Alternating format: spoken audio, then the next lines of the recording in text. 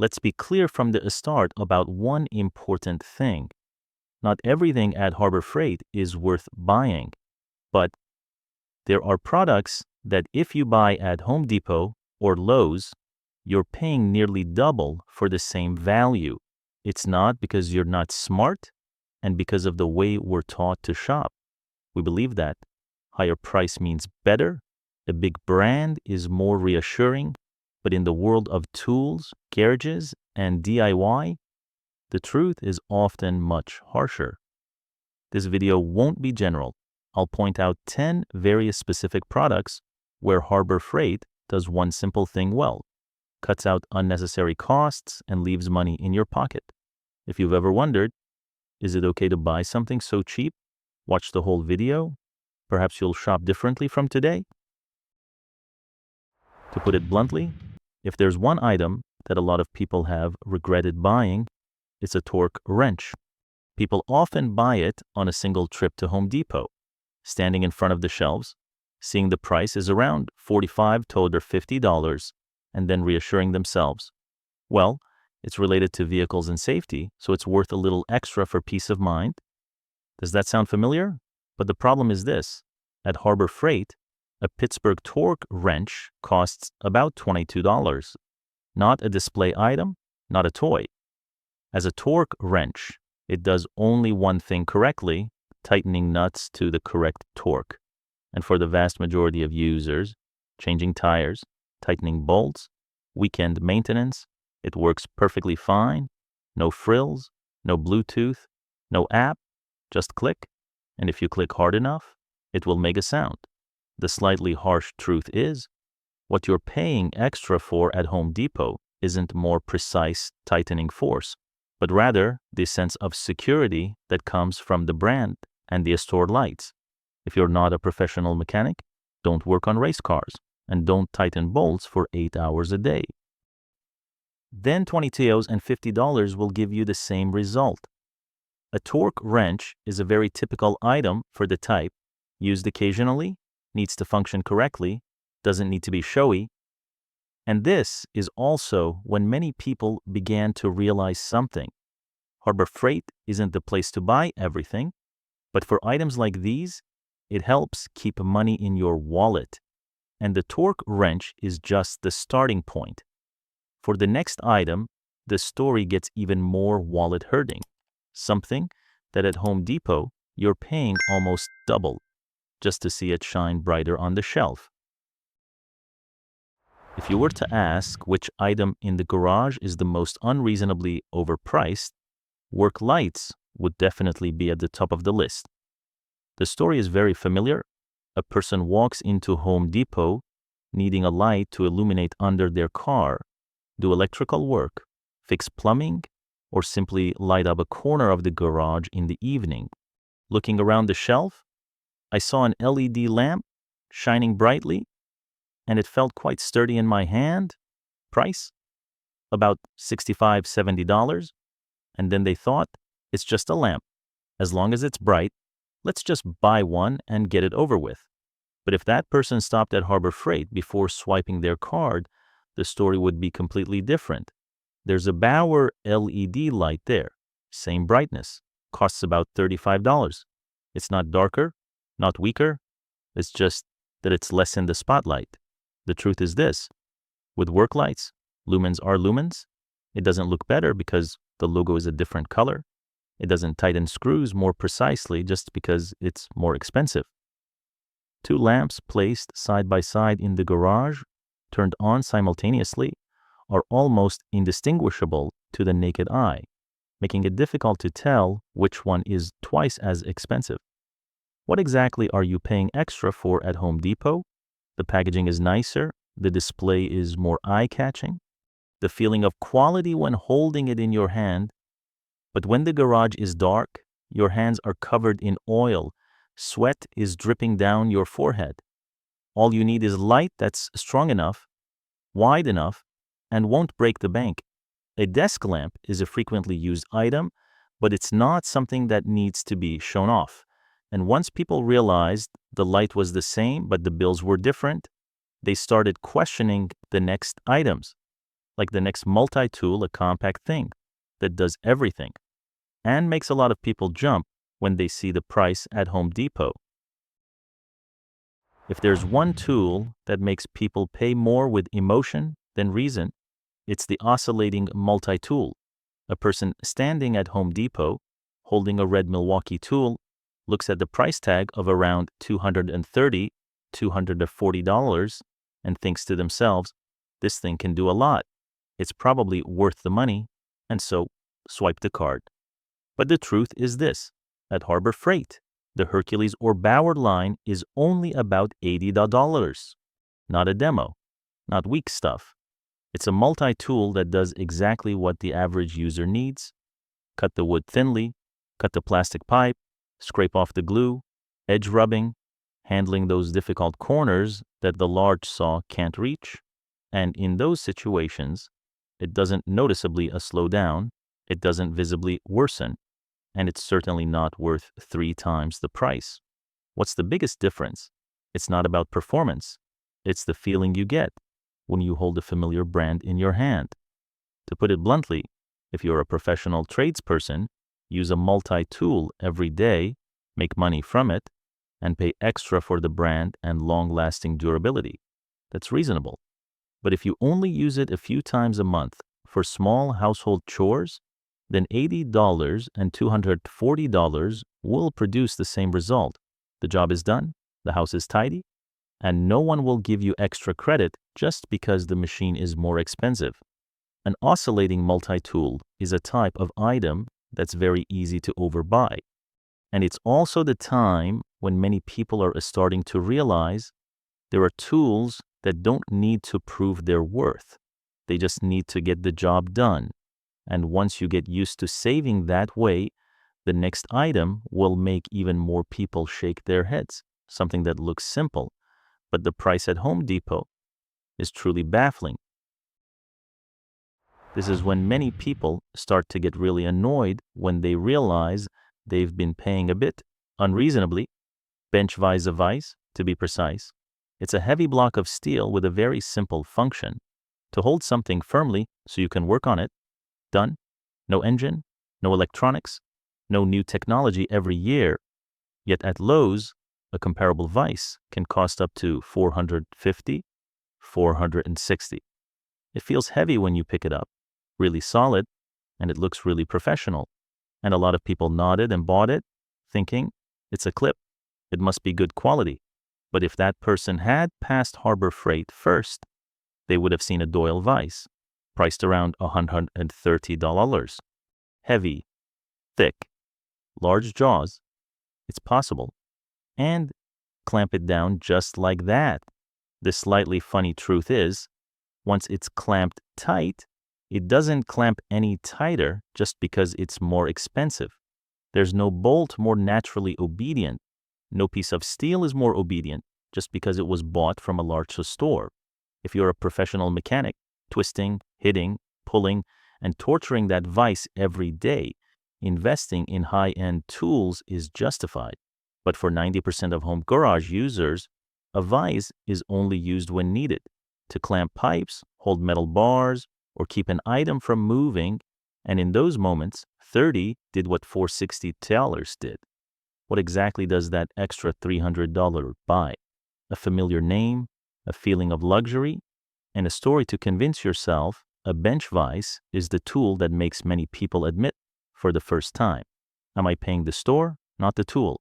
And if you thought a steel clamp was absurd, the next item will be even more familiar, something related to dust, garages, and a price many people have never considered.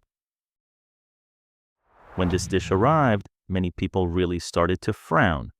Workshop Vacuum Cleaner Dust Collector. The name sounds professional, but to be honest, it only does one thing: suck up wood dust, sawdust, small debris, to make the garage look less like a battlefield. That's all.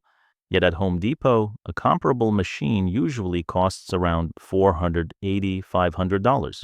Looks big, looks strong, it looks like a professional job, and a lot of people think things related to dust and health. You shouldn't skimp on money. That sounds reasonable. But if that person stops by Harbor Freight, they'll see the central machinery dust collector, which costs about $300. It's also big. It also sucks strongly. Also attach the hose.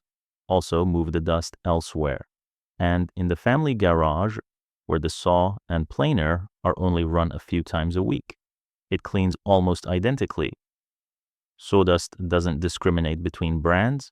Sawdust doesn't naturally behave better when sucked up by a more expensive machine. Where does the biggest difference lie? The outer shell looks more industrial, the brand name is more familiar, and the feeling of being sure when swiping the card. But after a few sessions, when the dustbins were equally full and the garage floors were equally clean, people began to realize $500 and $300 were yielding the same results. If it's a large workshop, running machines all day, continuous suction, and high-end investment is reasonable. But for the home woodworker, the weekend DIYer, $300 is enough to breathe easier and lighten the wallet. The workshop vacuum cleaner is a type of item that makes one thing clear. Not everything that looks more professional is worth more. And once the dust was sucked up, the next item was something very familiar. The basic toolkit that many people buy as soon as they move into a new home, and often buy too much of. This is a dish that many people buy incorrectly from the start, but few realize it. The story often begins like this. Someone just bought a house, excited, I want to prepare for the future. So I stopped by Home Depot, stood in front of some huge tool sets in hard cases that looked very professional. Price, $150, $170, or even over $200. And they think, buy enough once, use it for a long time. That sounds reasonable, but the reality is different. Most of those sets, 90% of the tools inside, are never touched. A pile of unfamiliar muzzle plugs, a bunch of sizes I'll never use. It looks great, but using it, let's just leave it there. While at Harbor Freight, there were basic Pittsburgh tool sets available for only about 30 of them, $35. Not grand, no shiny box, but are these really the things first-time home buyers need? Screwdrivers, pliers, a hammer, a few common sockets, and with very mundane tasks like tightening the doorknob, install the shelves, hang a picture, fix some odds and ends around the house, $30 does the same job as $70. The difference doesn't lie in effectiveness, and it lies in the feeling that you were well prepared when you bought the larger set. To put it bluntly, if you're a tradesman, work with your hands, use tools every day, buying a large set is reasonable. But if you just need a starter tool kit to live in your new house, the $30 set will help you fix everything that needs fixing without hurting your wallet. A tool set is very easy to overbuy because it hits the sweet spot of preparing for the future. But that future often only requires a few basic items. And once you're sober with your small kit, the next item will involve something even more expensive. A device that many people only think about when the power goes out, but buy in a panic. When it comes to generators, the story gets a bit more serious because this is something people often buy in a state of panic. Power outage, the storm is coming. The news says it will take a few days. The refrigerator is full, the house is dark, the fan isn't working, and a lot of people do the same thing. They run straight to Home Depot, see a large generator for about $1, $800, and tell themselves, okay, don't be cheap right now. No one can blame that thought, but if you calm down a bit or buy before hurricane season, not during a stressful time, Harbor Freight starts to become a very different option. Their Predator generator, with equivalent power, runs on a variety of fuels and costs around $300. It's not a mini machine. It's not temporary. It's a machine powerful enough to keep the lights on, the refrigerator running, the fans spinning, and the phone fully charged. And in a real power outage scenario, $1.300 and $1.800 yield the same result. The house still has power, the food doesn't spoil, and the night isn't too hot. Where does the difference lie? The brand is more familiar. The display shelves are more impressive. The feeling of buying something to be sure when you're worried. But once the power was back on, once the generator was pushed into the corner of the garage, many people began to wonder, what did I just pay an extra $500 for? If it's a construction site used every day, running continuously, investing in high-end equipment is reasonable. But for most families, generators are only used a few times a year, or even every few years. And on those rare occasions, it just needed to start, run smoothly, and not shock the wallet. The generator taught people a rather bitter lesson. Buying out of fear is often buying expensively. And after talking about something so big, the next item goes back to something very small, very familiar, a tool so cheap that many people don't believe it. But it keeps working without breaking. This is a dish that when people see the price, their immediate reaction is, if it's that cheap, it probably won't last long. And then they turned to Home Depot, saw an angle grinder priced at $50, picked it up and found it a bit heavier. The brand was a bit more familiar, and they thought to themselves, okay, let's buy this just to be sure. But the reality is quite ironic. At Harbor Freight, the Warrior angle grinder costs only about $15. Not a display item, not disposable items. It's a rotary grinding machine.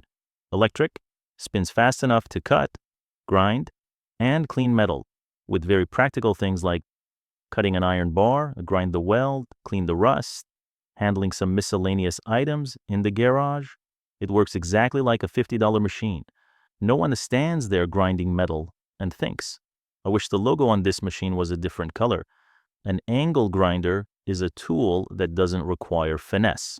It's noisy, it's dusty, it's vibrating, and it works under less than gentle conditions. That's why many users use angle grinders in a way that they use them when needed and put them away for months or even years before taking them out again. In that scenario, $15 is perfectly reasonable. Some people even joke that it's so cheap.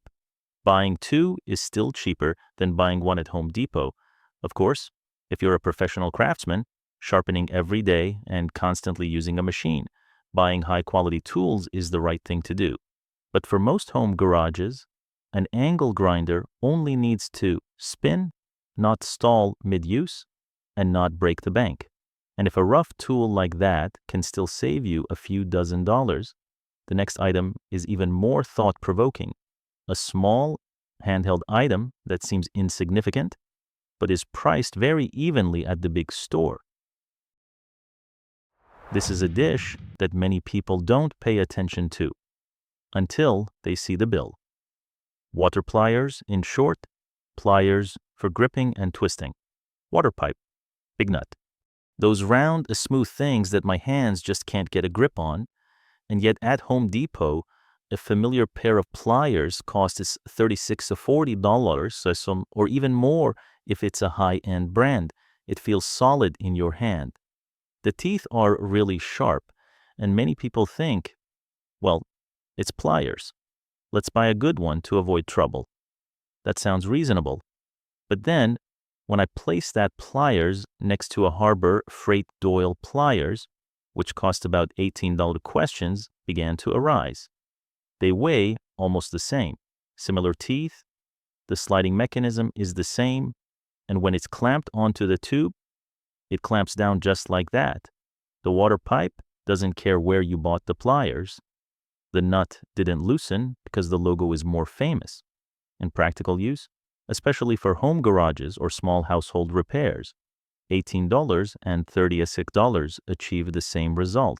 The pipe doesn't slip, the handle doesn't slip, and the job is done. What's the remaining difference? The finish is a little smoother, the name sounds a bit more familiar, and the feeling of buying something for sure when you're standing in a large store But water pliers are a very blunt tool. It doesn't need to be subtle. It doesn't need to be beautiful. There's no need to tell any a story. Pliers are pliers, not jewelry.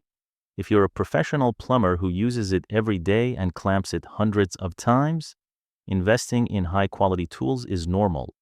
But for most people who only need it a few times a year, paying double for the same clamp is a bit confusing. And when even something as small as pliers can save money, the last item on this list will neatly conclude the story. Something extremely mundane, extremely familiar, and often quietly overbought. This last dish sounds very ordinary, but it's the one that makes many people nod the most when they look back at the bill. Construction fan, to be precise. It's just a fan. No air conditioning, no air filtration, not smart at all. It's just blowing air. Yet at Home Depot, a DeWalt job site fan or a familiar brand can be 70–80% more expensive just to do the same thing. The wind blowing out isn't any cooler, no more uneven. It doesn't get more high class when you're standing in a garage that's as hot as an oven. At Harbor Freight, the Bauer fan costs about $25. Light, can be placed at many angles, plug it in or use batteries, turn it on, and the wind blows. In practical use, whether it's fixing cars, painting, woodworking, or just standing in the garage in the summer, $25 and nearly $100 provide the same feeling, a little less hot, a little easier to breathe, and that's the key point.